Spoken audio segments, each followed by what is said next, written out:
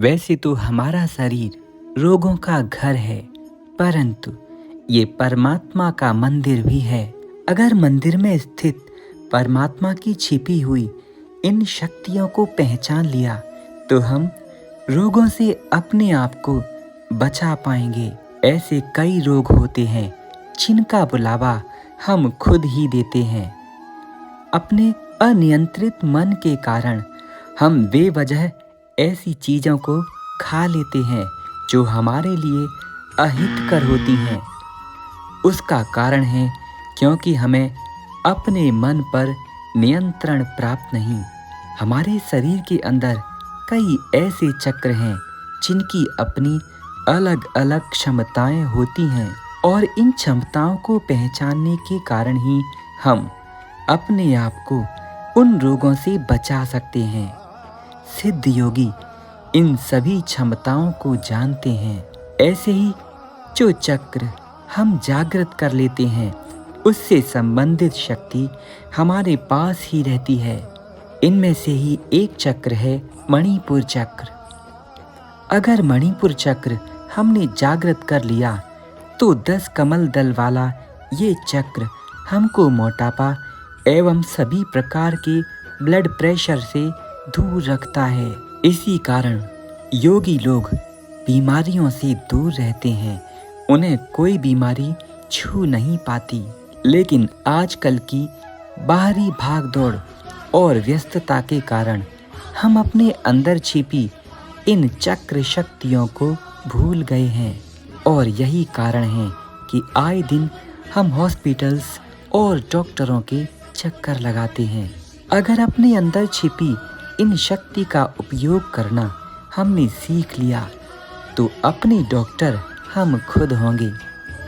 हमें ना किसी दवाई की आवश्यकता होगी और ना किसी डॉक्टर की। प्रकृति अर्थात नेचर ही हमारी माता है और वही सबसे पहली डॉक्टर हैं।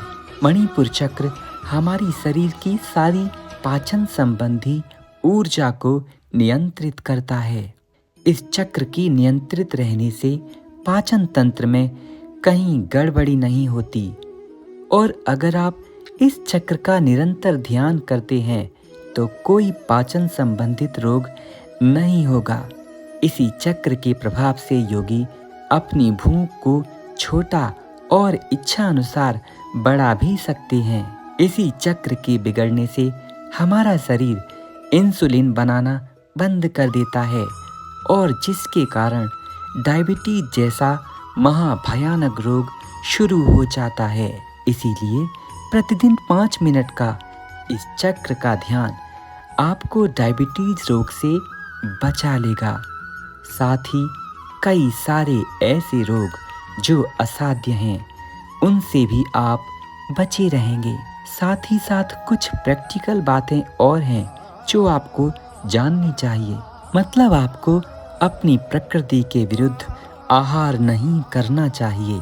जैसे जैसे संध्या होती जाती है हमारे शरीर की जठराग्नि जो हमारा भोजन पचाती है मंद होती जाती है अर्थात कम होती जाती है और शरीर की भोजन पचाने की क्षमता भी कम होती जाती है। हमारे शरीर के अंदर के यंत्र धीरे धीरे काम करना बंद कर देते हैं। इसीलिए आपको संध्या के समय तक ही भोजन ले लेना चाहिए। देर रात में खाने वाले लोग अपने शरीर में कई बीमारियों को न्योता देते हैं। ठीक वैसे ही फ्रूट्स यानी फल भी उनके सीजन के अनुसार ही लेनी चाहिए। जो फल जिस मौसम में आता है अर्थात प्रकृति माता हमको देती हैं उस फल को हमें उसी मौसम में लेना चाहिए। जब गर्मियों का मौसम आए तो जामुन अवश्य खानी चाहिए। सर्दियों के मौसम में सर्दियों के ऋतु फल अवश्य सेवन करने चाहिए। ऐसा करने से आप प्रकृति के साइकिल को अपने अंदर नियंत्रित और स्थापित कर पाएंगे जो आपको पर्याप्त मात्रा में सभी मिनरल्स और विटामिन्स प्रदान करते रहेंगे और ऐसी नौबत नहीं आने देंगे जिससे आपका शरीर कमजोर होकर रोगों का घर बन जाए। दूसरी महत्वपूर्ण बात है, अगर डायबिटीज से बचना है तो प्रतिदिन 15 ग्राम से शुगर फूल कर भी नहीं खानी चाहिए। 15 ग्राम से अधिक चीनी कभी नहीं खानी चाहिए, ये ध्यान रखें। अगर इससे ऊपर आप चीनी खाते हैं तो शुगर को न्योता देते हैं। ठीक प्रतिदिन के डेली शेड्यूल में भी हमें बदलाव करने होंगे। नंगे पैर मिट्टी पर चलना चाहिए। शरीर को मिट्टी, धूप और हवा इनके संपर्क में बराबर रखना चाहिए। सर्दियों में भी कमरे की एक खिड़की खोलकर सोना चाहिए। कमरे को पूरी तरह बंद नहीं करना चाहिए। सर्दियों में सुबह सुबह सूर्य स्नान अवश्य करना चाहिए या धूप में बैठकर प्रभु नाम का चिंतन करना चाहिए।